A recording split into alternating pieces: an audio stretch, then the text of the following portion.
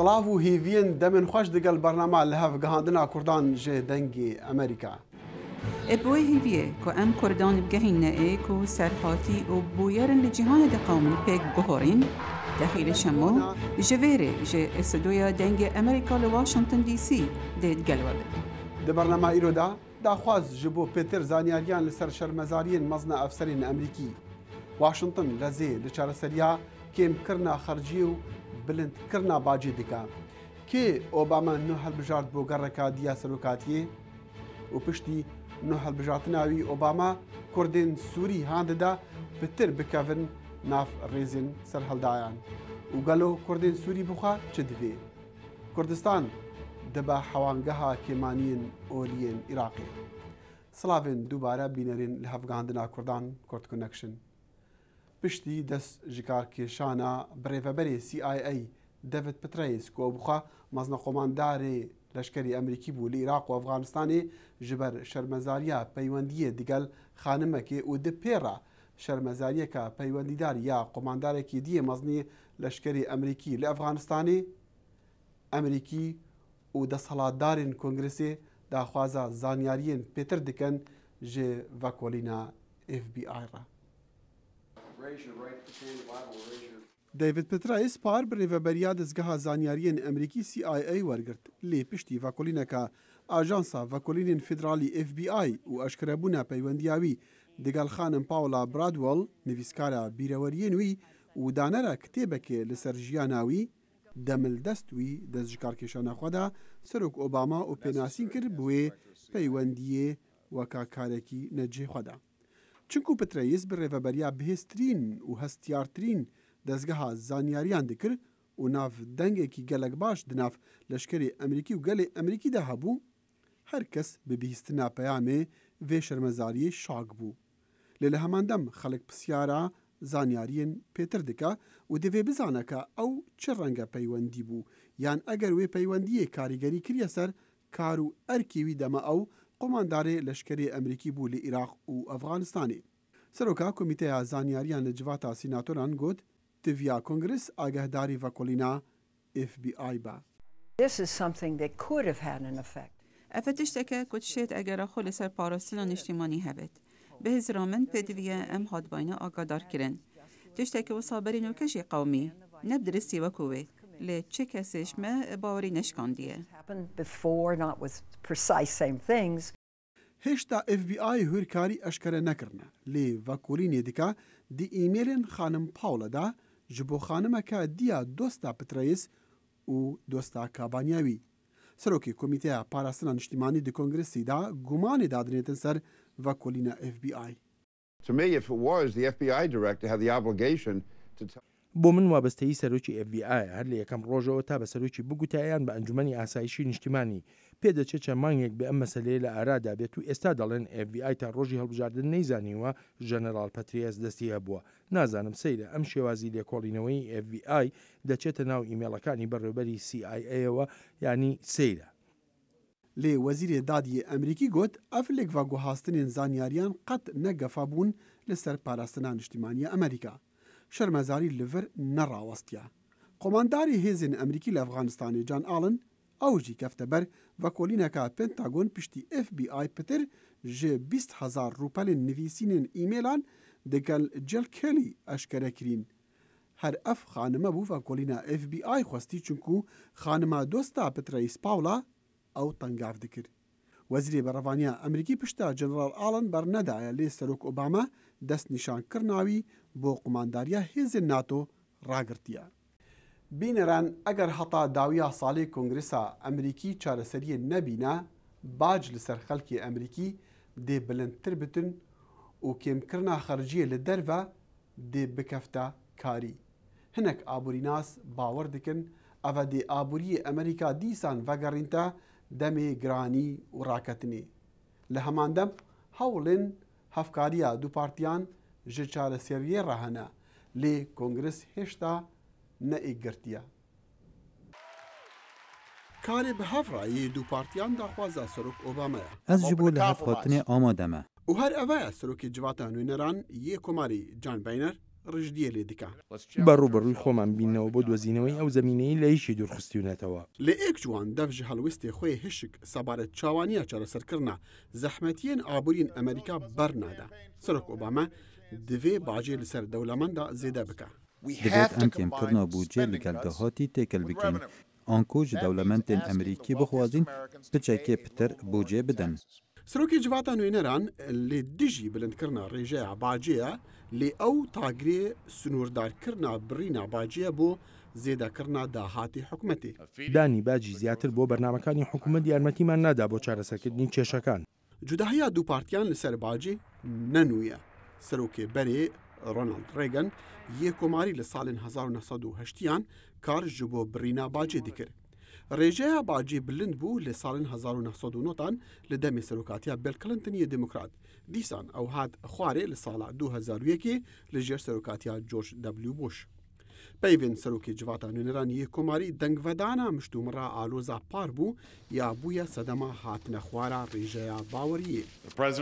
زۆر جار سەرۆک بتوێتی ڕێبازێکی هاوسەنگمان پێویستە ئەمەش لە واشنگتن ینی خەرجیمان زۆرە و ئێوەش پارەی زیاتر دەدەین. ڕاکەفتنا هەفکاریە دوو پارتیان ژێجەم حکومەتە سەرۆک ئۆبامە ژی نەنوویە.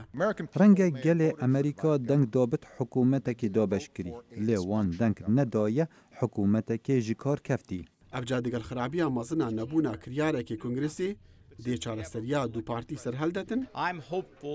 هیوام هەیە بتوانین لەسەر هەندێک سەودا ڕێککەون گومانم هەیە لەوەی درێژخایەن بێ کورتخایەن دەبێت لەبەر ئەوە دەتوانین بچینە ساڵی داهاتووە بە تا ئەندازەیە کاتی زیاترەوە بۆ بیرکردنەوە لەم شتانە. لێ هەنێک شارەزایەن دی کێمتر گەشتبینن کو هەتا داویا ساڵێ چارەسەری هەبتن. چاوەڕێ هەندێک نەکە لە کۆمبوونا کۆنگرێسە یا پشتی هەلبژارتنا چ بدەست بێت. دەم gelek کورتە. Li serê salê dê bersiv bigihet Emerîkiyan. Li gora qanûna hey nehevsengiya diravî dê biçûk bitin. Lêvegeriyana li ser xwe ya aborî yê sist renga ber bi derbeka mezin bikevitin.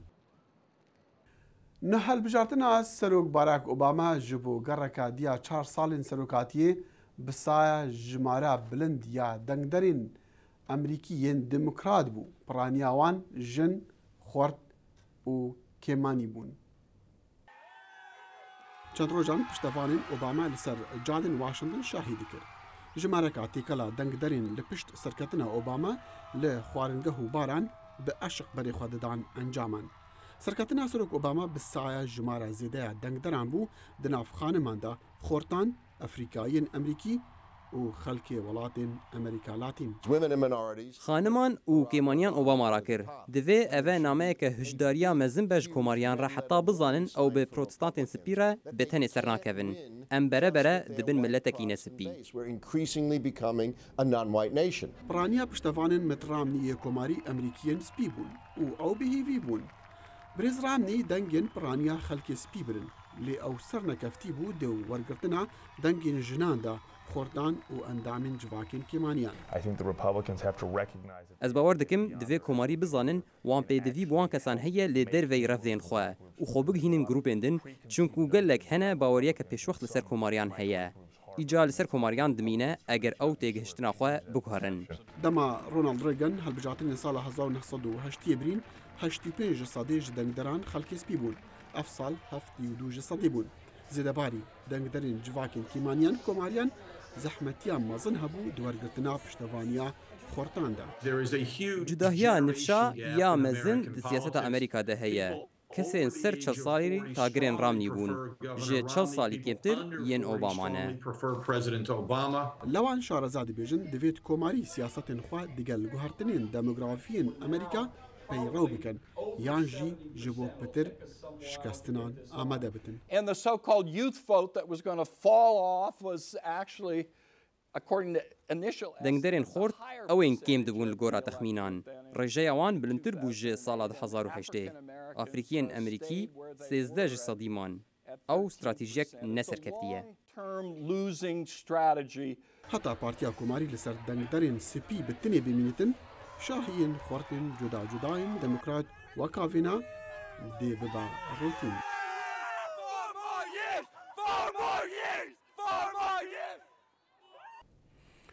ولدمي كو بريفابراتيا سروك باراك أوباما كاري جبو بهز كرنا ركابريا سوري ديكا أو ديسان كاري ديكا جبو باش كرنا بيواندين كردين سوري ديقال كومالين دين شري لدجي رجيما بشار أسد ديكن لي ريبرين بارتيين سياسيين كردان لسوريا لشونا باش بكفن ناف ريزين سرهلدايان داخوازا اوتونومي جي هرمين خورا ديكن ركبرت سروک الاسد نشیانه لسر استراتیجیه که هفگرتی بولا برناوی بگ بین.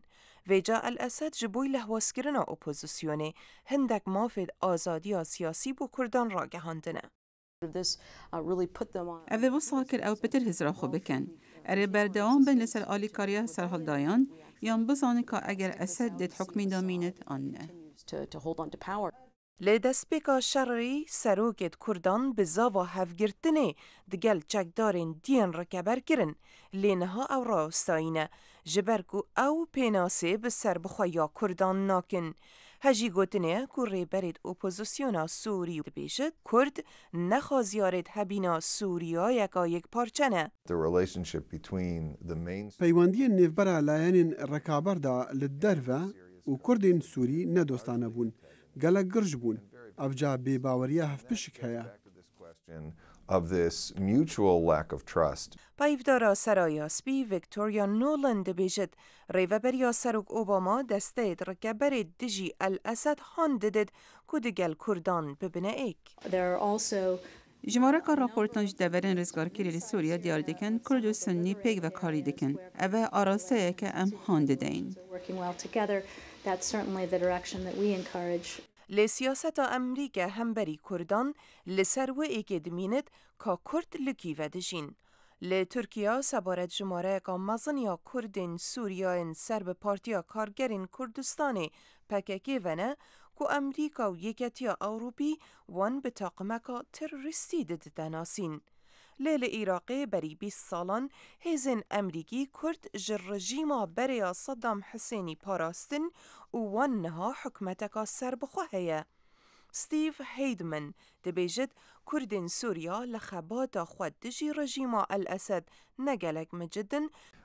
از باور ناکم او حز بکن دگل رژیمی دجی رکابریه بن بلی او حز دکن وان دلیوه هیا هنک جهیوین خواه به دست و بینن که هشتا رژیمی و رکابریه ناس نکرنا. شرع سوریا لدورین کردان جهمی جهن دیتر دجوارتره و به هزاران کرد آواره ولاتین ترکیه و عراق بینه. شرع سوری ری خوش کر که مانیا کردان یا چندین ساله پشتگاه خستی حکم رانیا دورین خواه بکن. جدمی که هیزن حکمتا سوری بری چند مهان خواه جهری من وان وکیشاین کردان تاوی جداهین خوین سیاسی جی بر پرسیاریا پاراستنو اولکاریا هرمین خوا گرتیا دست.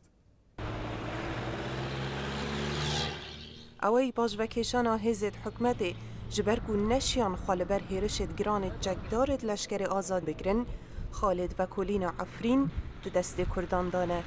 لیبل کردن افخدا نه ایکن. لآلیه که با جیر عفرین کردان آلای حریما کردستان عراق بلند کرینو لدجی سروک سوریای بشار الاسدن و همین نخوشی و نتناهی دکن سویجنوی.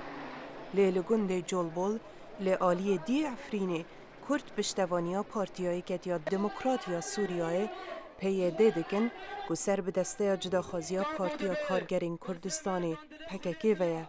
هر لوان روژانجی گنجک گنده جولبول ده شرع پککی دا خاطا کشتن و طارمی ویجه لوی گندی هاتا وشارتن. هرچند که جمهور کردان لسوریای دهش صادیه لحکومت چجاران پیناسه به ناسنامه وان نکریه. نه امواک کرد تجاری انفصال دولت اکثر بخور نه مصلحت کرداده و بالاصل طبیعت سکانی جغرافی و دموگرافی سوریه نه کی کرد بسر خود دوک دولت کی جیان بکن بیشتر همو اقلیت و ثقافت گش به هفدر جیان بکن. هند کرد ادعا دکن کو پیاده سر به کار بدستن حکمت ویا جبر کل عفرینه هیج هندک سیمبول رژیم با آواهیان و هلاویستینه. سر هلدایت سوری بری هیامگه دگل دسته یا کردن داگرین اسد لواجر حلب به شرهاتن. لی بهزاد ابراهیم اندام جواتا نیشتیمانی کردان و اف جواتا پیک هاتیه جماره کاری خستیان دبیجد کرد لبریاردان بسر قدر و پیش روژا خواه هفگردی و ایک هلوستن. يعني عمر الحركة الكردية في سوريا جيه بزاف رزقاريا قال لي كرد جي بينجي صالات دريشتريا هلبت لاين و بارتيين جدا جدا هنا دفي بزاف دا وجي انجامي هبونا قالك بارتو ريخستيا جدا هيا بيرو بوچونا هيا لي ارمانج اوا جيب جي كرنا ارمانجا قال لي كرد وبدز انانا مافين خوين نتوي هرچند پرانیا باجرین کردان بر شر نافخانه کدنه لی کرد پریشانن سوارت شر کو بگرانی لسوریا دیتا دوماندن او نزانن که کی سر کبد لی او آمادنه سر بخواهی به دست خواه اینانه به جان و دل بپارزن حتی هگر بیت نخوشی بکبد تو نخوام بخواهی دا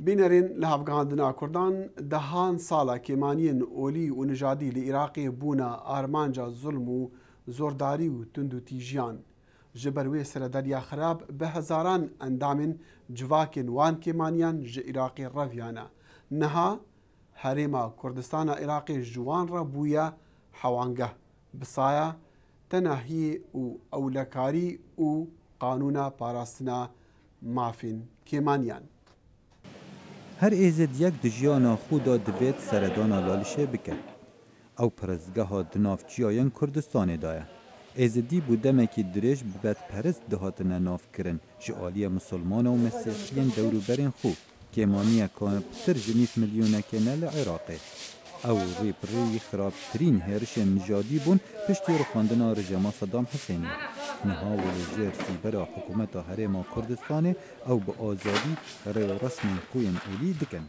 بری نوکا وقتی حکومت رژیم بری ما او فرصت نبو ما او درفت نبو کو اموان رسما جیبینین و حکومت هرما کردستان جی پشتوانه بو ما بو خلق کردستان جی بو همو خلق کردستانی و ایران روش او خلق کردستانی وک ام دی بیجین وک لا افان رنگل بهاري وقت طابقتت العزمانه كردستاني تشد بتكسكو صوره وزرو چند او رنگ جوان حمل قالك جوانا والباجر حولير پایتخت هرمه قشه ایشا داود رهبراتیا کنیسه دکت وکو ازدیان کریستیان جی ببونا آرمان جاهرشن ملیتان سنی و شیعیت عراقی احترام تا دنا دوکانم قدشی ئێستا کڵێسەکانمان و شوێنە پیرۆزەکانمان لەلایەن ئەو خەڵکانەوە لە دەوروبەرمان دەژین ڕێزیان لێ دەگیرێت لە بۆنە و لە ئاشتیدا خەڵکان دێن بۆ ئێرە و خەڵکانی شارەکە پاسەوانی شوێنەکانی پەرستنمان دەکەن بدەهان هزاران کریستیان لە بەغدا و بەسرا دژیان پرانیاوان ڕەڤیانە gelek جوانا لە هەرێما کوردستانێنە قەشە داود گوت خەلکی وی دێ پشتەوانیا دەولەتا سربەخویا کوردان بکەت ئەگەر ڕەوشەکە وەک ئێستا بێت و ئەگەر ئەوان شتەکانمان بۆ نەگۆڕن ئەوە بەڵێ ئێمە پشتیوانی لە کوردەکان دەکەین پرانیا کریستانە لە باژێر کە ئەنکاوە بنەجهن لەوێ دەرێ بار و مەیخانە هەنە ڕەعەت حەنە یوسف ji بەغدا ڕەڤیا پشتی دوکاناوی یا مەیفروتنێ لە ساڵە 2005 هاتی پەقاندن بەڵێ هەرێمی کوردستان لە هەموو بەشەکانی دیکەی عێراق جیاوازە لەبەر ئەوەی لێرە ئاخافتن ئازادە و دیموکراسی فرەتر لێرە هەیە و لە هەموو ئەمانە گرنگتر ئەوەیە کوردستان شوێنێکی سەلامەتە نزیکی وی محەممەدی سەرتڕۆژ گوت دەوێت خەڵکی کوردستانê digal Kurdên Sûriya ek bikin. وا باشترە خەڵکانی یەک نەتەوە لە یەک ماڵدا بژین نەک لە دوو پارچەدا. حکوومەتە هەرێما کوردستانê dibêjit ew nûneretiya tevaya baweran dike. Eger pênasîn bi dîmokrasiyeta herêmê bête kirin, dilfrehiya olî dê bêt pesend kirin.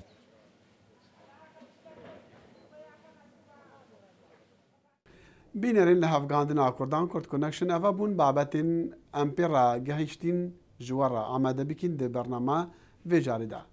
Ev bername tê weşandin li ser malperê dengê Amerîka www.dengîamerîka.com yan dengêamerîka.com û hûn dikarin bibin hevalên me yên Facebookê Kurd Connection. Îmêla me ev e kurdconnection@voanews.com. Heta li hevgahandina kadî her şad û bextewar bin.